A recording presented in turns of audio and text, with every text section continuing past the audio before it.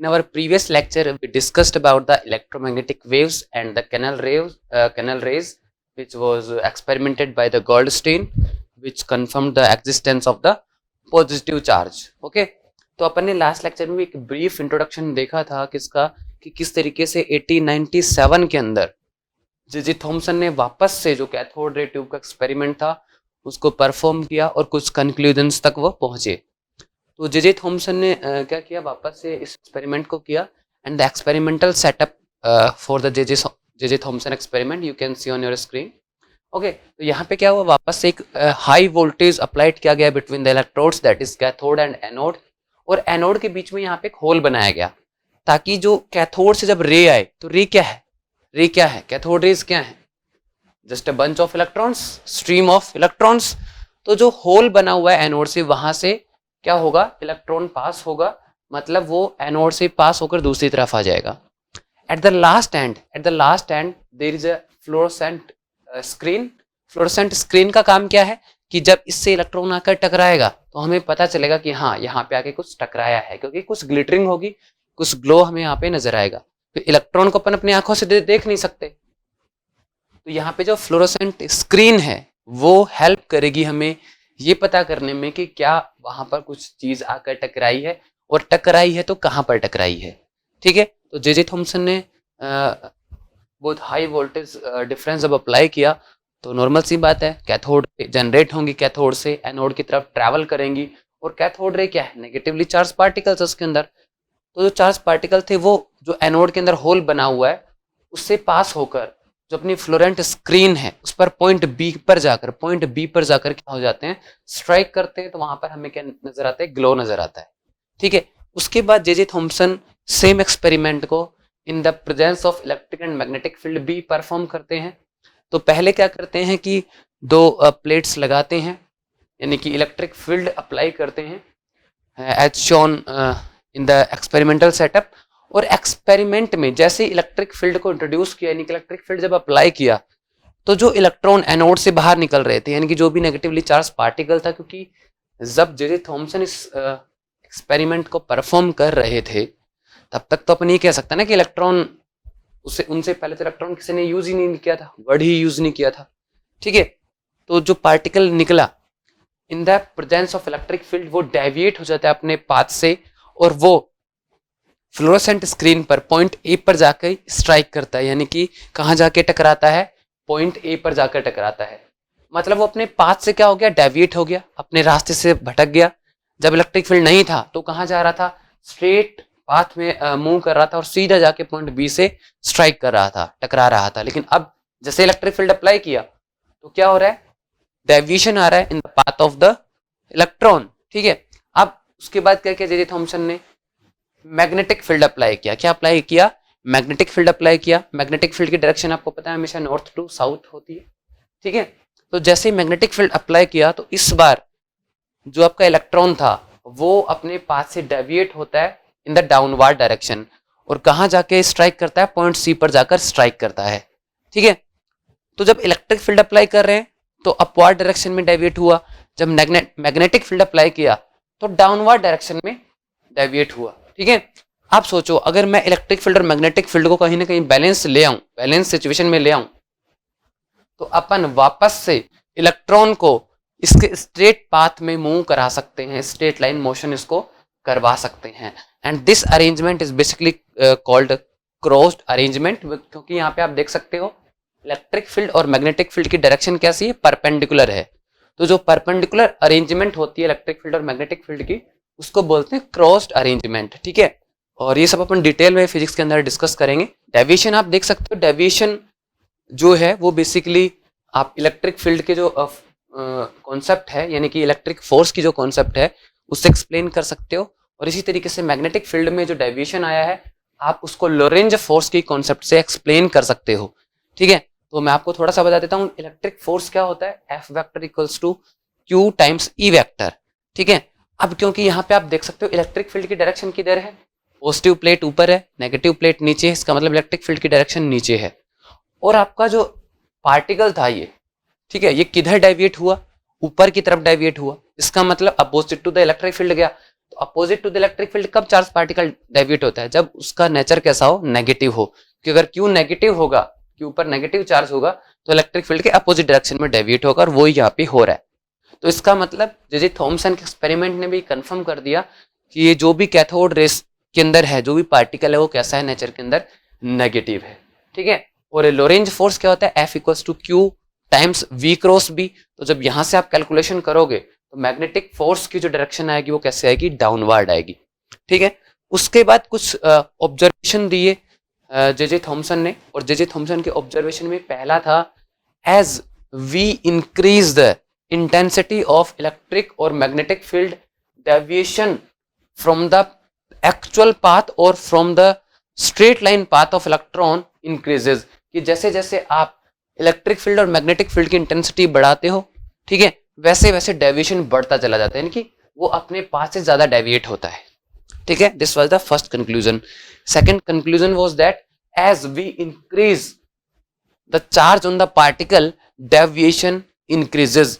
कि अगर अपन चार्ज भी बढ़ा रहे हैं तो भी क्या हो रहा है? डेविएशन बढ़ रहा है। जो कि मैथमेटिकली आप इक्वेशन से देख सकते हो, F equals to Q times E। Q बढ़ेगा तो फोर्स बढ़ेगा, फोर्स बढ़ेगा तो डेविएशन बढ़ेगा।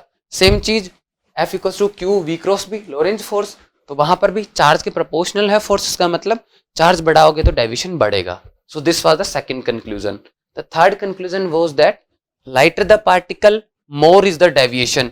यानी कि जितना पार्टिकल हल्का होगा उतना ही डेविएशन ज्यादा हो रहा था, उतना ही डेविएशन ज्यादा हो रहा था। नॉर्मल सी बात है कि मान लीजिए एक पहलवान है, ठीक है, एक वो 10 साल के बच्चे को थप्पड़ मारता है और एक वो अपने बराबर के पहलवान को थप्पड़ मारता है, तो छोटा बच्चा तो समझ रहे हो ना, हवा में उड़ेगा। सेम चीज साउथ की मूवी तो आपने देखी होंगी किस तरीके से जब हीरो घुसा मारता है तो विलेन हवा में उड़ते हैं। ठीक है, वो एक इमेजिनरी कॉन्सेप्ट है, लेकिन यहाँ पे असल में ऐसा हो रहा था, यानी कि जितना पार्टिकल हल्का होगा वो उतना ही ज्यादा डेविएट हो रहा था। ठीक है। So these were 3 observation from the J Thompson experiment. और जे थॉमसन के इस एक्सपेरिमेंट के बाद ही थॉमसन ने कंफर्म किया कि जो भी इस कैथोड रे के अंदर है वो क्या है? नेगेटिवली चार्ज पार्टिकल है, और उसको नाम क्या दिया गया? इलेक्ट्रॉन नाम दिया गया। क्या नाम दिया गया? इलेक्ट्रॉन नाम दिया गया। तो आप ये कह सकते हो कि discovery of electron is done by the J Thompson. किसने की डिस्कवरी? जे थॉमसन ने की। ठीक है। तो उसके बाद अपन बात करते हैं कि 1898 के अंदर, क्योंकि 1897 के अंदर अपना एक्सपेरिमेंट परफॉर्म किया जे थॉमसन ने, तो 1898 के अंदर जे थॉमसन ने जो है अपनी मॉडल रिप्रेजेंट किया, and that is the J Thompson atomic model. क्योंकि जे थॉमसन से पहले अगर किसी ने एटॉमिक मॉडल दिया था तो वो कौन थे? डाल्टन थे। ठीक है। तो डाल्टन के एटॉमिक मॉडल में हमने देखा था कि matter is made up of atom which is a non divisible और अनकटेबल यूनिट्स। यानी कि मैटर एटम से बना हुआ है और एटम को आप आगे काट नहीं सकते। ये बात कहां से आती है? डाल्टन के मॉडल से आती है। तो J Thomson introduced the plum pudding model, and according to the J Thomson model, positive charge is considered as the pudding or watermelon, and the negative charge is considered as the plum or seeds embedded in watermelon। कि जिस तरीके से अगर मैं एक watermelon लेता हूँ, तरबूज लेता हूँ, तो जिसका जो वाटरमेलन वाला पार्ट जो है वो तो क्या हो गया? पॉजिटिव चार्ज हो गया। यानी कि वाटरमेलन को आप अंदर से देखते हो तो रेड होता है, उसके बीच में सीड्स होते हैं, बीज होते हैं।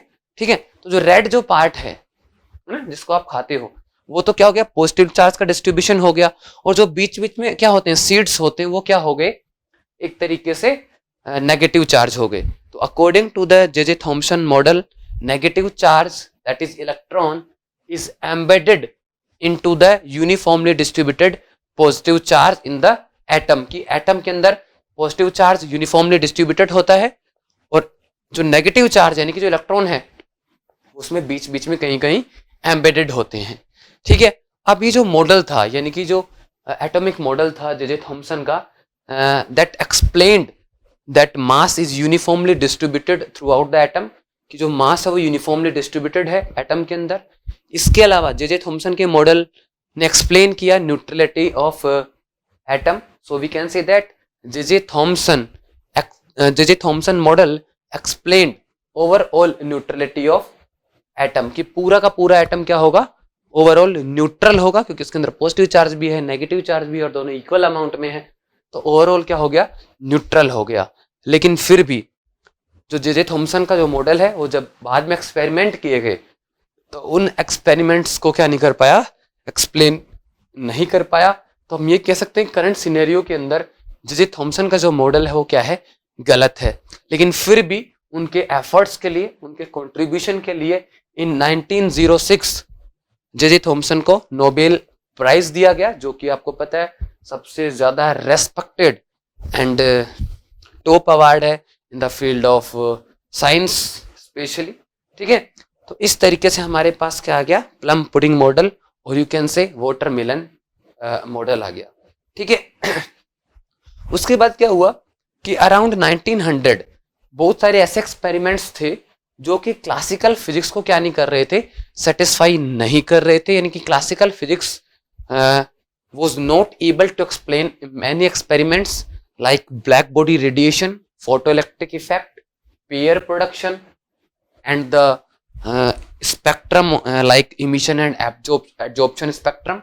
Okay, तो बहुत सारे ऐसे एक्सपेरिमेंट्स थे जिनको क्लासिकल फिजिक्स मिजरेबली फेल हुआ एक्सप्लेन करने में। अब अगर क्लासिकल फिजिक्स फेल हो गया तो वहां पे महसूस हुई एक नई स्ट्रीम, एक नई साइंस की रिक्वायरमेंट की जरूरत महसूस हुई और वहां से ही क्या आया, मॉडर्न फिजिक्स आया। क्या आया, मॉडर्न फिजिक्स आया। सो इन 1900 max Planck introduced energy quantization. Max Planck ने 1900 के अंदर क्या दिया, एनर्जी का क्वांटाइजेशन रूल दिया। उन्होंने क्या कहा, that energy exchanged by the radiation with matter is done in the integer multiple of h nu। यानी कि जो एक्सचेंज होता है एनर्जी का जो एक्सचेंज होता है वो हमेशा एक इंटीजर मल्टीपल होता है एक स्मॉलेस्ट यूनिट का, और उस स्मॉलेस्ट यूनिट की वैल्यू कितनी होती है, h न्यू होती है। कितनी होती है, h न्यू होती है। तो एनर्जी क्या हो गई, E equals to n h nu. N यहाँ पे कोई भी इंटीजर हो गया, h यहाँ पे क्या है, प्लैंक कांस्टेंट है, और न्यू क्या, फ्रीक्वेंसी है। क्या है, फ्रीक्वेंसी है। तो जो प्लांक ने क्या कह दिया कि जो एनर्जी है क्वांटाइज्ड है। अब हो सकता है कि ये बात आपके समझ में नहीं आई कि क्वांटाइज्ड का क्या मतलब है, क्वांटाइज्ड का क्या मतलब है। तो आप इसको एक तरीके से समझिए। जैसे अगर मैं आज की पर्सपेक्टिव में देखता हूं तो अपनी इंडियन करेंसी में 1 रुपए से छोटा कुछ भी नहीं है, नहीं है ना। 1 रुपया, 2 रुपए, ठीक है। कॉइन अगर की बात करें तो 5 रुपये का कॉइन चलता है, 10 रुपये का कॉइन भी है, नोट भी है, 20 रुपये का कॉइन है, ठीक है, नोट भी है। उसके बाद बाकी जो हायर वैल्यूज है उन सबके हमारे पास नोट्स एग्जिस्ट करते हैं, यस। अब मान लीजिए अगर आपको किसी को पेमेंट करना है तो सबसे छोटी यूनिट क्या है, 1 रुपी। 1 रुपया सबसे छोटा है, तो उसी के इंटीजर मल्टीपल में ही आप क्या कर सकते हो, पेमेंट कर सकते हो। अगर आपको किसी को 97 रुपीज देने हैं तो क्या आप पेमेंट कर सकते हो, यस आप कर सकते हो। हालांकि आपके पास 97 रुपये का कोई कॉइन नहीं है, कोई नोट नहीं है, लेकिन फिर भी आप पेमेंट कर सकते हो, ठीक है। लेकिन अगर मैं कहूं कि आपको पेमेंट करना है किसी को 97 रुपीज 60 पैसे का, तो क्या आप पेमेंट कर सकते हो, ऑफ कोर्स नॉट, हम नहीं कर सकते, क्योंकि हमारी करेंसी में सबसे स्मॉलेस्ट यूनिट है 1 रुपी। अब जितने भी रुपए आएंगे, जितने भी जो टोटल आएगा, ठीक है, बैलेंस का, वो किसका इंटीजर मल्टीपल होगा, 1 रुपए का ही होगा। 1 रुपी हो सकता है, 2 हो सकता है, 3 हो सकता है, 4 हो सकता है, 5 हो सकता है, 5.5 नहीं हो सकता, 5.7 नहीं हो सकता, समझ रहे हो। तो ऐसे ही एनर्जी है, ऐसे ही एनर्जी है। तो एनर्जी में सबसे छोटी वैल्यू कितनी हो गई, एच न्यू हो गई। सबसे छोटी वैल्यू कितनी हो गई, एच न्यू हो गई। तो जब भी एनर्जी एक्सचेंज होगी बिटवीन द मैटर और रेडिएशन, वो इसके इंटीजर मल्टीपल होगी। यानी या तो एच न्यू होगी, या 2h न्यू होगी, या 3h न्यू होगी, या 4h न्यू होगी, एंड सो ऑन। जैसे अगर आपको किसी को पेमेंट करना है तो आप 1 रुपी के इंटीजर मल्टीपल में ही कर सकते हो, 1 2 3 4, 4.4 नहीं कर सकते, नहीं कर सकते ना। तो यहां से आपको एनर्जी क्वांटाइजेशन समझ में आया होगा। और सिंपल वर्ड्स में कहूं तो मैं क्वांटाइजेशन को डिस्क्रीट भी कहते हैं। डिस्क्रीट का मतलब जब बीच में से कुछ वैल्यू गायब हो जाए। जैसे 4 रुपए और 5 रुपए के बीच में बहुत सारी पॉसिबिलिटी है भाई, 4 रुपए 10 पैसे, ठीक है, 4 रुपए 11 पैसे, बहुत सारी पॉसिबिलिटी है। लेकिन क्या वो करेंसी में है, नहीं है। तो क्या हम पेमेंट कर सकते हैं कैश में, नहीं कर सकते हैं, ठीक है। तो 4 से 5 के बीच में बहुत सारी पॉसिबिलिटी है, लेकिन अपन पेमेंट नहीं कर सकते हैं कैश के अंदर। इसका मतलब क्या हुआ कि डायरेक्ट 4 से जंप कर रहे हैं 5 के ऊपर। तो जो जंप है, बीच की कुछ वैल्यू का गायब होना, यही क्या कहलाता है, डिस्क्रीटनेस या क्वांटाइजेशन कहलाता है। क्या कहलाता है, डिस्क्रीटनेस और क्वांटाइजेशन। और कंटिन्यूअस का मतलब जब पूरी की पूरी वैल्यू हो। तो यानी कि इसको एक सिंपल आप एग्जांपल से देख सकते हो। एक तो स्ट्रॉन्ग लाइन है, तो स्ट्रॉन्ग लाइन का मतलब उसके अंदर सारी की सारी वैल्यूज आ गई। एक डैश्ड लाइन है, ठीक है, तो डैश्ड लाइन में जहां पर फ्री स्पेस है वो वैल्यू नहीं आ रही है, वो वैल्यू नहीं आ रही है, तो क्या हो गया, ये एक डिस्क्रीट फॉर्म को बता रहा है, एक क्वांटाइज्ड फॉर्म को बता रहा है। क्लियर है? यहां से आपको पता चल गया कि हाँ भाई एनर्जी क्वांटाइज्ड है। और जिस तरीके से अपन 1 रुपए के मल्टीपल में पेमेंट कर सकते हैं, वैसे एनर्जी भी एच न्यू के मल्टीपल में क्या हो सकती है, एक्सचेंज हो सकती है। क्लियर है? ठीक है। लेकिन जब अपन बड़े लेवल पे बात करते हैं, जैसे आप थर्मोडायनिक्स पढ़ते हो, ठीक है, या आप क्लासिकल मैकेनिक्स पढ़ते, तो वहां पर एनर्जी को अपन क्वांटाइज नहीं मानते, अपन कंटिन्यूअस मानकर चलते हैं। तो ऐसा क्यों हो रहा है, ऐसा क्यों हो रहा है? At larger scale why we consider energy continuous, energy को कंटिन्यूअस क्यों मान लेते हैं? तो देखो, अगर मैं इस डॉटेड लाइन के बीच का सेपरेशन बहुत कम करता चला जाऊं, या फिर मैं इस डॉटेड लाइन और जो इसको देख रहा है उनके बीच की डिस्टेंस बढ़ा दूं, यानी कि अगर आप एक डॉटेड लाइन को बहुत ज्यादा दूर से देखते हो तो वो आपको क्या नजर आती है, एक स्ट्रॉन्ग लाइन ही नजर आती है। एक डॉटेड लाइन अगर आप बहुत ज्यादा दूर से देखते हो तो आपको क्या नजर आती है, एक स्ट्रॉन्ग लाइन नजर आती है। या फिर डॉटेड लाइन के बीच का सेपरेशन अगर मैं बहुत कम कर दूं तो भी आपको क्या लगेगी, कंटिन्यूअस लाइन लगेगी। तो जब एनर्जी की वैल्यू बहुत ज्यादा हो जाती है, ठीक है, जैसे अपन क्लासिकल फिजिक्स के अंदर देखते हैं, थर्मोडायनामिक्स के अंदर पढ़ते हैं, तो जब एनर्जी की वैल्यू बहुत ज्यादा हो जाती है तो वहां पर हम उस एनर्जी को क्या मान लेते हैं, कंटिन्यूअस मान लेते हैं। और ये सेम कॉन्सेप्ट कहां पे यूज होती है, चार्ज के क्वांटाइजेशन में भी यूज होती है, जो कि आपने फिजिक्स में पढ़ा होगा, ठीक है, या फिर क्लास 12 में, क्योंकि अभी आप क्लास 11 में हो तो क्लास 12 के अंदर आप जो है ये चीज पढ़ोगे कि चार्ज भी क्या है, चार्ज भी क्वांटाइज्ड है। क्लियर है? तो यहां से जे थॉमसन का एक्सपेरिमेंट हो गया, जे थॉमसन का मॉडल आपको जो है क्लियर हो गया। और ये बात पता चल गई कि हालांकि जे थॉमसन का मॉडल सही नहीं है, गलत है, लेकिन फिर भी उन्होंने जो कंट्रीब्यूशन दिया उसके बदले में उन्हें 1906 में क्या मिला, नोबेल प्राइज मिला। और 1900 के अंदर यानी कि 1900 के अंदर मैक्स प्लांक ने एनर्जी क्वांटाइजेशन रूल दिया। अब मैक्स प्लांक ने ही क्या समझाया, ब्लैक बॉडी रेडिएशन को समझाया। किसको समझाया? ब्लैक बॉडी रेडिएशन को समझाया। अगर आपको याद है तो मैंने क्या कहा था, that before the 1900 or you can say at the last of the 19th century, classical physics were miserably failed to explain many phenomena of the like black body radiation, photoelectric effect, pair production, ठीक है, absorption and emission spectrum, उनको समझाने में miserably क्या हुआ, fail हुआ बहुत बुरी तरीके से। तो अपन सबसे पहले इनमें से किसकी बात कर लेते हैं, अपन बात कर लेते हैं ब्लैक बॉडी रेडिएशन की, ठीक है। तो 1900 के अंदर ब्लैक बॉडी रेडिएशन को एक्सप्लेन किया किसने, मैक्स प्लैंक ने। तो ब्लैक बॉडी रेडिएशन क्या है, उस पर जाने से पहले हम बात करेंगे कि ब्लैक बॉडी क्या है। ब्लैक बॉडी क्या है? Black body is an object which can absorb all the light incidents on it and can emit all the light absorbed by this object. यानी कि एक ऐसा ऑब्जेक्ट जब इसके ऊपर लाइट गिरेगी तो ये सारी की सारी लाइट को, पूरी की पूरी लाइट को क्या कर ले, एब्जॉर्ब कर ले। ऐसा ऑब्जेक्ट क्या है, ब्लैक बॉडी है। और एट हाई टेम्परेचर, यानी कि जब आप इस ऑब्जेक्ट को गर्म करते हो, हीट करते हो, तो एट हाई टेम्परेचर ये सारे के सारे रेडिएशन को क्या कर दे, इमिट कर दे।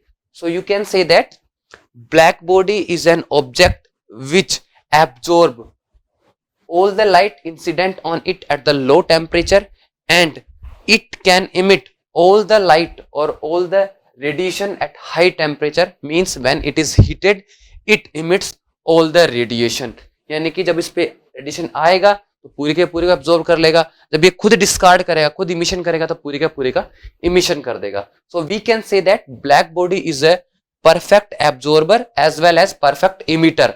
यानी कि परफेक्ट एब्जॉर्बर भी है, यानी जब इस पे आ रहा है तो पूरा का पूरा एब्जॉर्ब कर रहा है, और जब ये इमिट कर रहा है तो पूरा का पूरा इमिट कर रहा है। So black body is a perfect absorber as well as a perfect emitter. अब आपको भी पता है दुनिया में आइडियल चीजों का मिलना नामुमकिन है। आइडियल का मतलब जिसमें कोई खराबी नहीं हो, ठीक है, और खराबी तो लोग भगवान में ढूंढ लेते हैं। तो बिल्कुल ऐसे ही एक आइडियल ब्लैक बॉडी एग्जिस्ट नहीं करती है। तो फिर एक्सपेरिमेंटल ब्लैक बॉडी कैसे बनाई गई? क्योंकि एक्सपेरिमेंट किया गया, एक्सपेरिमेंट से डेटा आया, वहां से जाके जो है थ्योरी आई। क्योंकि प्लैंक से पहले भी बहुत सारे लोगों ने कोशिश की थी ब्लैक बॉडी रेडिएशन को समझाने का। तो experimental black body is constructed by a hollow metallic cavity, you can see on your screen. तो एक होलो का मतलब खोखली, एक मेटेलिक कैविटी बनाई गई, ठीक है, और उसकी शेप कुछ इस तरीके से रखी गई, यहाँ पे एक होल रखा गया। इस होल से जब एक बार लाइट एंटर करती है तो इसकी शेप इस तरीके की होती है कि एक बार लाइट एंटर किया उसके बाद वो वापस नहीं आ सकता, मतलब वो ट्रैप हो जाएगा। अब हो क्या रहा है यहाँ पे, अब इसको मैं ब्लैक बॉडी कह क्यों रहा हूं, पहले इस बात को समझो।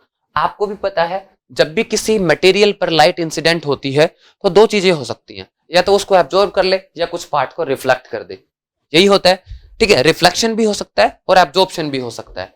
अब ये होलो मेटेलिक कैविटी है, जब इसके अंदर लाइट एंटर करती है तो दोनों चीजें होंगी, लाइट का कुछ पार्ट, कुछ इंटेंसिटी क्या हो जाएगी, एब्जॉर्ब हो जाएगी, बाकी की रिफ्लेक्ट हो जाएगी। अब क्योंकि ये बाहर तो निकल नहीं सकता तो सक्सेसिव क्या होंगे, सक्सेसिव रिफ्लेक्शंस होंगे, and with the successive reflection this experimental black body absorb almost 99.99% light और रेडिएशन। तो यानी कि सक्सेसिव जो रिफ्लेक्शन है उसमें क्या होगा, हर रिफ्लेक्शन के बाद थोड़ी थोड़ी एब्जॉर्ब होती जाएगी, और सक्सेसिव जो रिफ्लेक्शंस हैं उनके बाद ऑलमोस्ट जो एनर्जी है वो क्या हो जाएगी, एब्जॉर्ब हो जाएगी। ऑलमोस्ट जो रेडिएशन है उसको ये क्या कर लेगा, एब्जॉर्ब कर लेगा, क्योंकि और कोई रास्ता ही नहीं है, या तो क्या हो एब्जॉर्ब हो या रिफ्लेक्ट कर जाए, रिफ्लेक्ट होके जाएगी दूसरी जगह जाके टकराएगी तो वहां पे एब्जॉर्ब होगी। अब आप कहोगे सर ऐसे तो बहुत टाइम लग जाएगा, नहीं बहुत टाइम कैसे लगेगा, आपको भी पता है रेडिएशन क्या है, इलेक्ट्रोमैग्नेटिक वेव क्या है, स्पीड ऑफ लाइट से मूव करता है, ठीक है। तो बहुत जल्दी जल्दी क्या करेगा, रिफ्लेक्शन करेगा, और बहुत जल्दी ही क्या हो जाएगा, एब्जॉर्प्शन हो जाएगा ऑलमोस्ट रेडिएशन का। तो ये जो अपनी मेटेलिक कैविटी है जिसकी डिजाइन हमने इस तरीके की बनाई है कि इसके अंदर एक होल छोड़ा गया है, इस होल से जो लाइट एंटर की, एक बार एंटर की मतलब ट्रैप हो जाएगी, ठीक है। अब ट्रैप हो गई तो उसके पास दो ही ऑप्शन है, या तो वो एब्जॉर्ब हो जाए या फिर रिफ्लेक्ट हो जाए। तो सक्सेसिव रिफ्लेक्शन के बाद कंप्लीट क्या हो जाएगी, ये एब्जॉर्ब हो जाएगी। अब कंप्लीट एब्जॉर्ब हो गई तो अपन इसको क्या कह सकते हैं, ब्लैक बॉडी कह सकते हैं, ठीक है। अच्छा तो सर एक्सपेरिमेंट कैसे परफॉर्म किया गया, तो मैंने क्या बताया था, black body is a perfect absorber as well as a perfect emitter. तो एब्जॉर्ब हो गई, ठीक है। अब ये जब इमिट करेगी तो भी इसका रेडिएशन कैसा होगा, ब्लैक बॉडी रेडिएशन जैसा ही होगा। तो जब इस होलो मेटेलिक कैविटी को हीट किया गया तो हीट करने के बाद जो इस होल से जो रेडिएशन बाहर आ रहा था, जो इस होल से जो रेडिएशन बाहर आ रहा था वो किसको सेटिस्फाई करेगा, ब्लैक बॉडी रेडिएशन की जो कैरेक्टरिस्टिक है उनको सेटिस्फाई करेगा। So we can say that when black body is heated then it emit the radiation and the emitted radiation is called black body radiation, or in simple words we can say that emitted radiation by a black body at high temperature is called black body radiation। तो इस होलो metallic cavity को जब गर्म किया गया, ठीक है, heat किया गया, तो यहां से जो रेडिएशन इमिट हुआ और जब उसके लिए spectral energy density versus frequency के बीच जब ग्राफ बनाया गया तो कुछ इस तरीके का एक्सपेरिमेंटल ग्राफ हमें मिला, ठीक है। सेम ग्राफ आप किसके लिए बना सकते हो, स्पेक्ट्रल एनर्जी डेंसिटी और वेवलेंथ के लिए भी बना सकते हो। दिखने में दोनों ग्राफ सेम ही हैं, लेकिन जब हम टेम्परेचर चेंज करते हैं तो खेल सारा बदल जाता है। तो टेम्परेचर जब चेंज किया गया तो यहाँ पे आता है Wien's displacement law, that is lambda T equals to b, और लैम्डा जो यहाँ पे है ये पीक वैल्यू को बताता है, तो you can write lambda m into T equals to b. B एक कांस्टेंट है क्योंकि वीन डिस्प्लेसमेंट कांस्टेंट हो गया।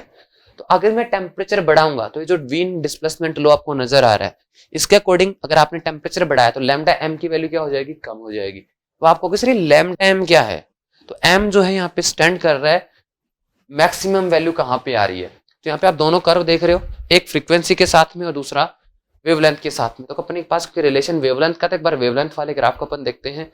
तो इस ग्राफ में जिस वेवलेंथ की जिस वैल्यू पर पीक आ रही है, चोटी जो मिल रही है, टॉप वैल्यू जो मिल रही है स्पेक्ट्रल एनर्जी डेंसिटी की, वही क्या है, लैम्डा एम है, वही क्या है, लैम्डा एम है, ठीक है। अब आपको पता है वेवलेंथ और फ्रीक्वेंसी इनवर्सली प्रोपोर्शनल होते हैं, ठीक है। तो यहाँ पे दूसरी तरफ हम न्यू एम डिनोट कर रहे हैं और फिर टेम्परेचर का रिलेशन देखेंगे। तो जिस फ्रीक्वेंसी पर हमें पीक मिल रही है स्पेक्ट्रल एनर्जी डेंसिटी की, वो क्या होगी, अपनी न्यू एम हो गया, क्या हो गया, न्यू एम हो गया।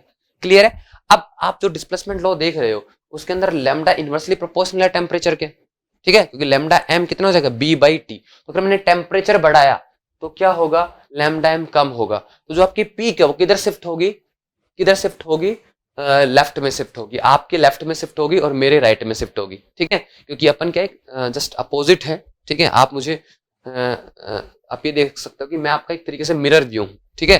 तो अगर आप अपने पर्सपेक्टिव से देखते हो तो पीक किधर शिफ्ट हो जाएगी, आपके लेफ्ट में शिफ्ट हो जाएगी, और अगर आप मेरे पर्सपेक्टिव से देखते हो तो पीक किधर आ रही है, राइट में आ रही है, ठीक है।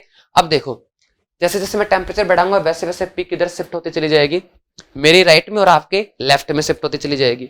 अब आप इसी ग्राफ को, इसी चेंज को आप फ्रीक्वेंसी वाले ग्राफ में समझो। अब क्योंकि फ्रीक्वेंसी लैम्डा के इनवर्सली प्रोपोर्शनल होता है, इसका मतलब क्या है कि टेम्परेचर और जो न्यूएम है वो एक दूसरे के प्रोपोर्शनल हो जाएंगे। भाई वेवलेंथ लैम्डा और टी एक दूसरे के इनवर्सली प्रोपोर्शनल है, और लैम्डा और फ्रीक्वेंसी भी एक दूसरे के इनवर्सली प्रोपोर्शनल होते हैं, क्योंकि लैम्डा इक्वल्स टू कितना होता है, वी बाई एफ। इसका मतलब फ्रीक्वेंसी जो है, यानी कि जो न्यू जो है, एफ से भी डिनोट करते हैं फ्रीक्वेंसी को, न्यू से भी डिनोट करते हैं, तो जो फ्रीक्वेंसी जो है वो इनवर्सली प्रोपोर्शनल है वेवलेंथ की, इसलिए हम कह सकते हैं कि टेम्परेचर के प्रोपोर्शनल हो जाएगी। तो अगर आपने टेम्परेचर बढ़ाया तो जो इस ग्राफ की जो पीक है वो किधर शिफ्ट होगी, मेरे लेफ्ट में शिफ्ट होगी और आपके राइट में, समझ रहे हो। यानी कि पीक अगर मान लीजिए पहले यहां थी तब कहां जाएगी, राइट में जाएगी, यानी कि यहां पे आकर पीक मिलेगी, समझ गए। तो जैसे जैसे मैं टेम्परेचर बढ़ाऊंगा वैसे वैसे पीक जो है बढ़ती चली जाएगी, ठीक है। अब एक और चीज ध्यान रखना, पीक भी बढ़ रही है और पीक की वैल्यू भी बढ़ रही है। ऐसा क्यों हो रहा है, क्योंकि जैसे जैसे आप टेम्परेचर बढ़ाते हो वैसे वैसे एनर्जी बढ़ती है, और एनर्जी बढ़ते स्पेक्ट्रल एनर्जी डेंसिटी बढ़ेगी, यानी कि पीक की वैल्यू भी जो है बढ़ती चली जाएगी, ठीक है।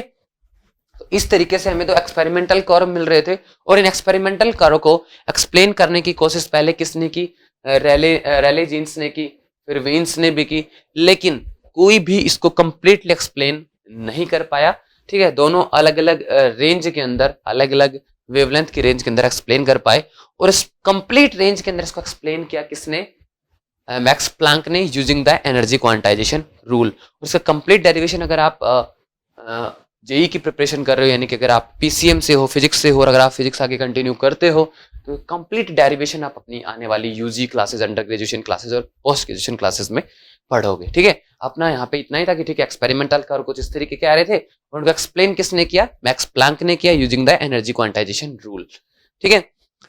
अब बात करें कि क्या सर ब्लैक बॉडी एग्जिस्ट करती है क्या, ये एक्सपेरिमेंटल ब्लैक बॉडी तो ठीक है, क्या हमारे यूनिवर्स में कहीं कुछ है। Yes, stars, our sun is also a star, so sun is a best example for a black body। जो sun है वो एक बेस्ट एग्जाम्पल है ब्लैक बॉडी का, ये चीज आप हमेशा ध्यान रखना, ठीक है। उसके बाद 1905 के अंदर आइंस्टाइन ने अपना मॉडल दिया फोटो इलेक्ट्रिक इफेक्ट का। किसका, फोटो इलेक्ट्रिक इफेक्ट। और आइंस्टाइन का हालांकि हो सकता है आपने थ्योरी सुनी हो, स्पेशल थ्योरी ऑफ रिलेटिविटी का नाम सुना हो, या आपने जनरल थ्योरी ऑफ रिलेटिविटी का नाम सुना हो, या आपने E=mc² का रिलेशन सुना हो, ये सब आइंस्टाइन ने बताया। लेकिन आइंस्टाइन को जो नोबेल प्राइज मिला था वो किसके लिए मिला था, फोटो इलेक्ट्रिक इफेक्ट के लिए मिला था। किसके लिए मिला था, फोटो इलेक्ट्रिक इफेक्ट के लिए मिला था। और ये जो फोटो इलेक्ट्रिक इफेक्ट जो आइंस्टाइन ने प्रपोज किया था, ये 1905 यानी कि 1905 के अंदर किया था। तो अब नेक्स्ट लेक्चर में अपन बात करेंगे कि फोटो इलेक्ट्रिक इफेक्ट क्या होता है, और क्या इसका एक्सपेरिमेंटल सेटअप था, क्या कंक्लूजन्स थे, और किस तरीके से मैथमेटिकल रिलेशन दिया आइंस्टाइन ने, ठीक है, और ये कितना इंपॉर्टेंट है। क्लियर है। तो मिलते हैं नेक्स्ट लेक्चर में। Stay safe, take care.